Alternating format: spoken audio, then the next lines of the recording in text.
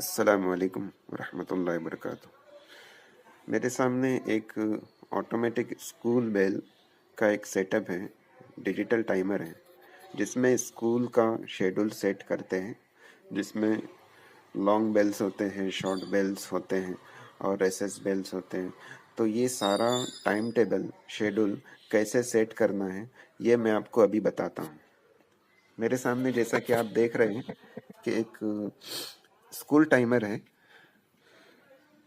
जिसे हमें अभी सेट करना है।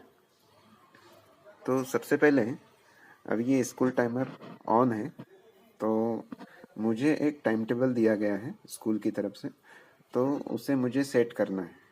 तो उसमें समझ लीजिए सबसे पहला जो शेड्यूल है वो 8:30 का है।